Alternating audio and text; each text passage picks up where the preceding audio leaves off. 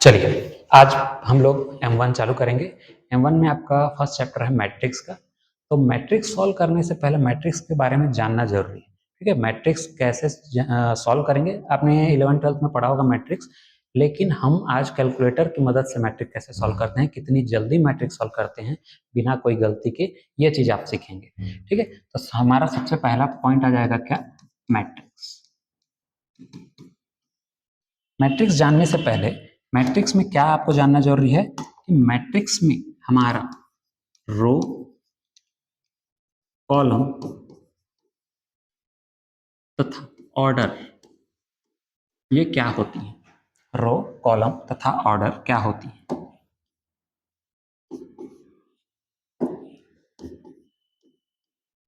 ठीक, तो रो, कॉलम और ऑर्डर के बारे में जानने के लिए, रो को बोला जाता है आप लोग क्या, रो मतलब होता है पंक्ति, कॉलम मतलब होता है स्तंभ और ऑर्डर मतलब होता है कोटि। ठीक है, रो, कॉलम तथा ऑर्डर। इसको जानने से पहले एक चीज देखेंगे हम लोग, A11, A12, A13, A21, A22, A23, A31, A32, A33। इसमें समझने से पहले क्या है, तो देखिए रो मतलब पंक्ति, पंक्ति किसे कहा जाता है, ये जो लाइनें आप देख रहे हैं, ठीक है, A11, A12 और A13, ये है आपका रो, R1, R2 और R3। और ये फिर आपका क्या हो जाएगा, कॉलम, ये हो जाएगा, ये हो जाएगा और ये C1, C2 और C3। ठीक है, अर्थात कॉलम क्या है आपके, ये आपके रो हो गए और ये आपका क्या हो गया, कॉलम हो गया। ऑर्डर क्या होता है, तो ऑर्डर मतलब हमारी जो वैल्यू है वो कैसी थी, 3/3।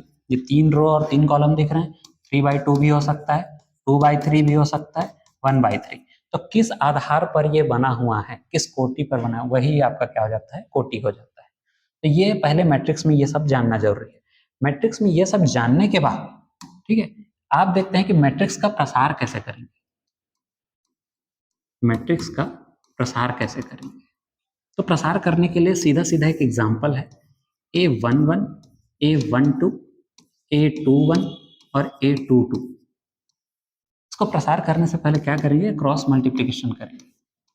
क्रॉस मल्टीप्लिकेशन में क्या होता है, जैसे A11 किसके साथ मल्टीप्लाई हो जाएगा, A22 के साथ, A11 A22 के साथ मल्टीप्लाई हो जाएगा, फिर माइनस साइन लगता है, माइनस साइन के बाद क्या हो जाएगा, इन दोनों का होगा multiply, A21 multiplied by A12। ये आपका प्रसार, कुछ प्रसार इस तरीके से होता है। एग्जाम्पल के तौर पे देखिए तो 2, 3, 4, 5, एक एग्जाम्पल अपने मन से ले लेते हैं। तो सबसे पहले क्या कि इन दोनों का मल्टीप्लाई हो, 2 मल्टीप्लाइड बाई 5, ठीक है, बीच में माइनस साइन लगेगा और साथ में 4 का मल्टीप्लाई किसके साथ, 3 के साथ, 4 इंटू 3। अब देखिए क्या होगा, 2 पंचे 10, फिर बीच में माइनस, 4 तिया 12, यानी 10 माइनस 12 कितना हो गया, -2।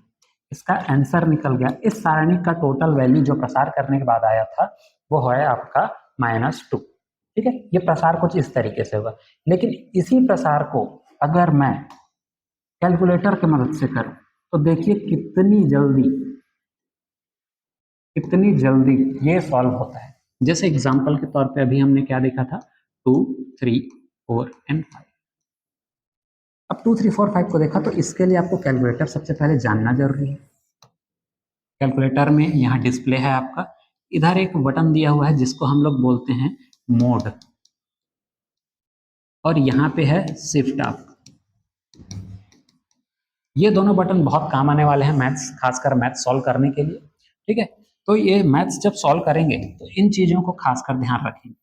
अब एक चीज है कि आप देखते हैं कि वैल्यू कैसे पुट करते हैं, वैल्यू पुट कैसे करते हैं। वैल्यू पुट करने के लिए सबसे पहले कैलकुलेटर ले लेते हैं। कैलकुलेटर हमारा ऑन है ऑन के बाद सबसे पहले जाना है आपको मोड पे, इस पे जाना है आपको मोड पे। मोड पे चले गए तो मोड पे जाने पर आपको बहुत सारे ऑप्शन दिखाई देंगे। मोड पे जाने के बाद ऑप्शन में सबसे पहला यहाँ पे दिखाई दे रहा है आपको 6th नंबर में मैट्रिक्स, क्योंकि आप मैट्रिक्स सॉल्व कर रहे हैं।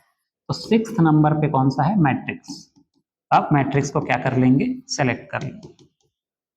तो जैसे 6th किया, इस मैट्रिक्स में मेरे को ऑप्शन आ रहा है कि क्या चूज करें, मैट ए, मैट बी या मैट सी। यहाँ दिया रहेगा option mat A, mat B and mat C. तो आप जो सेलेक्ट करना चाहें, हम लोग एक ही मैट्रिक्स है हमारे पास, हम लोग मैट ए सेलेक्ट कर लेते हैं, तो मैट ए लिख ली। ठीक है, 1 प्रेस कर दिए।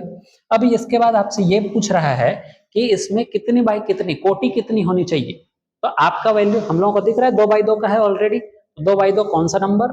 जो 2/2 है वो हमारा 5th नंबर है, तो 5th को सेलेक्ट कर वैल्यू पुट करना है। जब वैल्यू पुट करते हैं आप, तो सबसे पहले एक वैल्यू दिखिए, जैसे 2 है तो 2 पुट कर दीजिए। 2 करने के बाद आप इक्वल साइन, जब भी वैल्यू डालेंगे तो इक्वल साइन, ताकि वो उस पर सेव हो जाए, फीड हो जाए। फिर 2 के बाद 3, फिर इक्वल, फिर 4, फिर इक्वल, फिर 5, फिर इक्वल। ठीक है, 2, 3, 4, 5, ये इक्वल इक्वल करके सेव कर दिए। अब इसको करना है मेरे को सेव। तो सेव के लिए ऑप्शन आता है मेरा ए सी। सेव के लिए ऑप्शन है मेरा ए सी।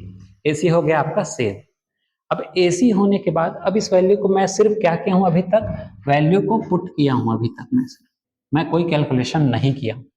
कैलकुलेशन करने के लिए मेरे को क्या करना पड़ेगा?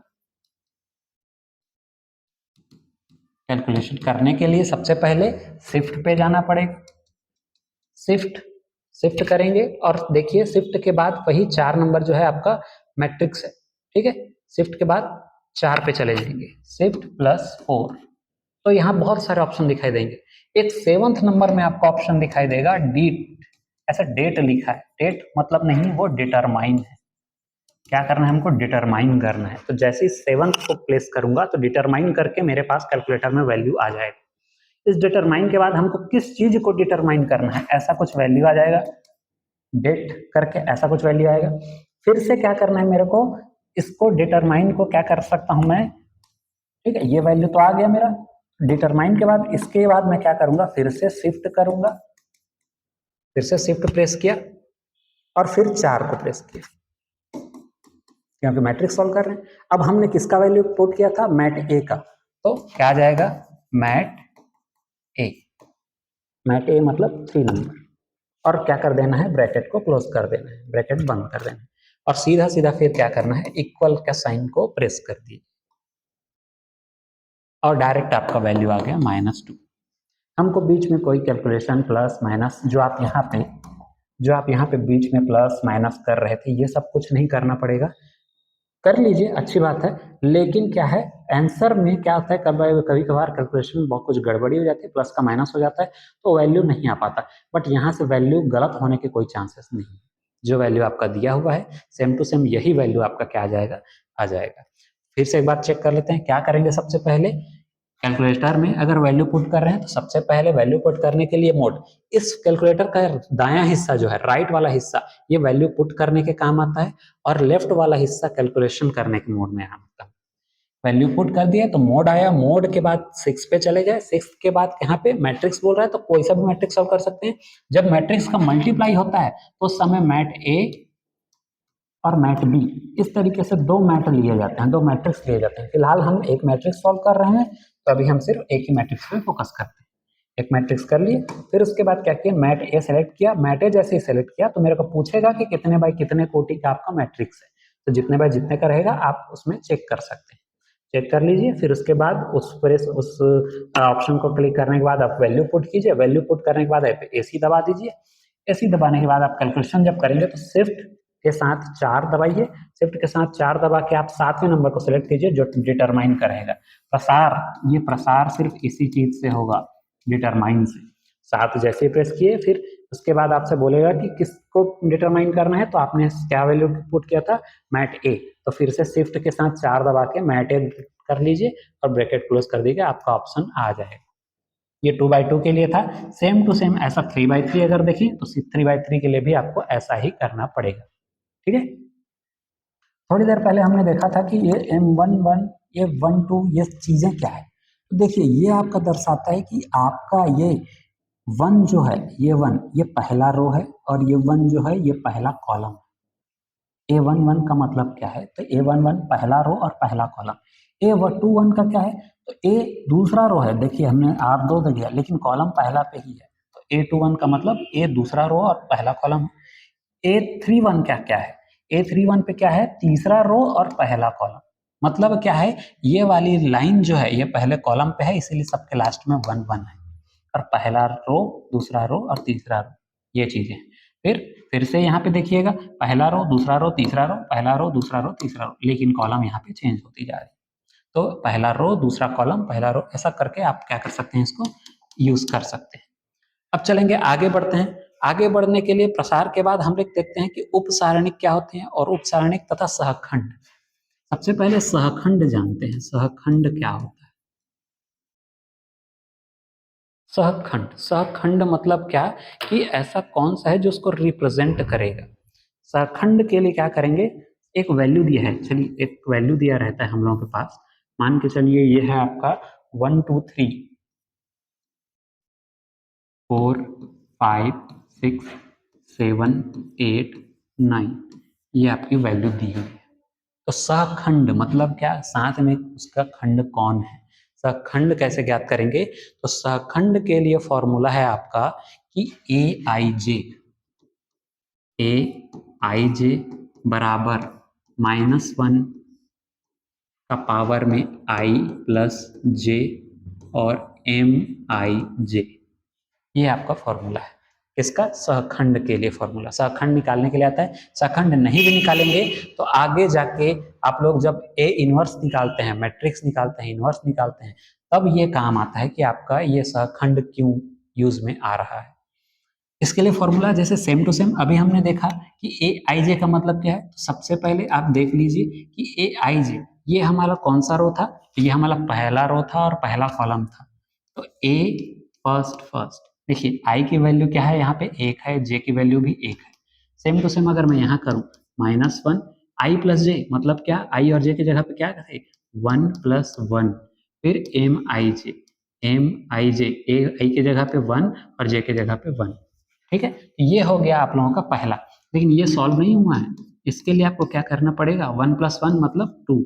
और एम आई जे के लिए क्या करेंगे, तो पहला रो और पहला कॉलम दिख रहा है, पहला रो और पहला कॉलम कौन सा है, ये आपका पहला रो हो गया और ये आपका पहला कॉलम हो गया।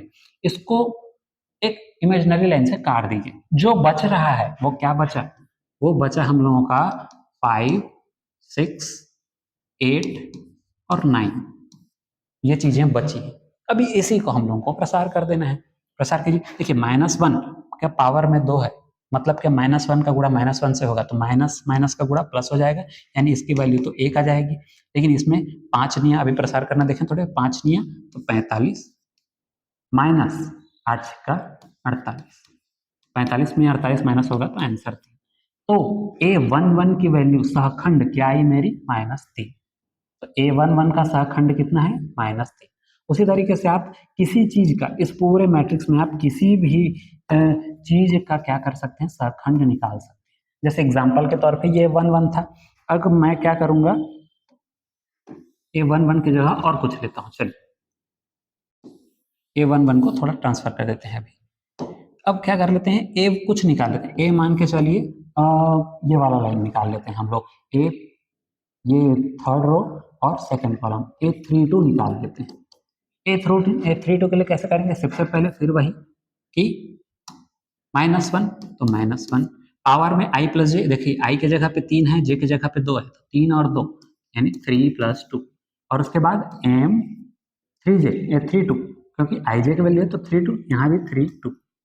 अब ये -1 पावर में 3 + 2 यानी 5, और M32 की वैल्यू फिर से वही इमेजिनरी लाइन, M3 यानी थर्ड रो पूरी तरीके से क्या, इमेजिनरी लाइन से 1 और सेकंड कॉलम 1। तो बचा क्या आपके पास, 1 4 3 और 6, 1 4 3 और 6, इसको लिख लीजिए। ठीक है, -1 के घात में पावर। अब विषम, जब भी माइनस के घात में विषम होगा, विषम संख्याएं आएंगी तो उसका वैल्यू -1 होगा। और जब भी घात में सम संख्या आएंगी तो उसका वैल्यू जो है वो +1 होगा। और 1 से गुणा आपको भी पता है, 1 से गुणा करते हैं क्या होता है, वो वैल्यू वही रहती है। फिर से 1 से 6 का गुणा, 6 कम 6, फिर बीच में -4 दिया 12, तो 4 6 -12 क्या हो गया आपका, तो -6। अब -6 से -1 का गुणा करूंगा, -1 से -6 का गुणा करूंगा तो ये वैल्यू आ जाएगा मेरा 6, अर्थात इसका सहखंड क्या हुआ, 6। तो इस तरीके से सहखंड निकाला जाता है। मैं कोशिश करूंगा कि आप लोग कॉपी में इन पूरे वैल्यू जो दिए हुए वैल्यू हैं, ठीक है, A11 से लेके सारी चीजें, ठीक है, मैं आपको बता दे रहा हूँ।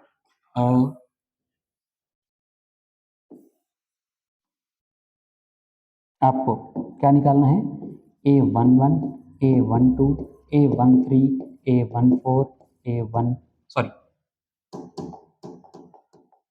A11, A12 हो गया, फिर A21, A22, A23, A31, A32, A33, इन सभी की वैल्यू ऐसे ही निकाल के देखनी है, क्या आपसे ये वैल्यू निकल रही है कि नहीं निकल रही। ये वैल्यू आप चेक कर सकते हैं, ये निकल रही है कि नहीं निकल रही। ठीक है, ये हो जाएगा। अब यही चीज को कैलकुलेटर से सॉल्व करने का मैं तरीका जो है वो आपको अगले वीडियो में बताऊंगा कि वैल्यू, अभी आपने इतना मेहनत किया, ये मेहनत सिर्फ एक बार करना है और एक बार में आपको सारी की सारी वैल्यू क्या आ जाएंगी आपकी कंप्लीटली आंसर के साथ आ जाएंगी। आपको किसी प्रकार की कोई गलती आपको देखने के लिए नहीं मिलेगी। लेकिन ये फॉर्मूला अगर आप रिटर्न में लिखते हैं तो ये फॉर्मूला साथ में जो लिखना जरूरी है, फॉर्मूला लिख लीजिए, कैलकुलेशन दिखा दीजिए, आंसर जो है वो आपको कैलकुलेटर की मदद से आसानी से वो आ जाए। इसी तरीके के वीडियो के लिए फिर आगे आप मेरे को कमेंट में बोल सकते हैं, मैं कमेंट में आपको आगे के वीडियो के बारे में जानकारी बता दूंगा। हमारा प्रगति कोचिंग सेंटर है, ठीक है, इसके अंतर्गत हम यहाँ पे M1 की पूरी तरीके से तैयारी कराते हैं और आपको इसके लिए समय सारणी आपको बता दिया जाएगा। धन्यवाद।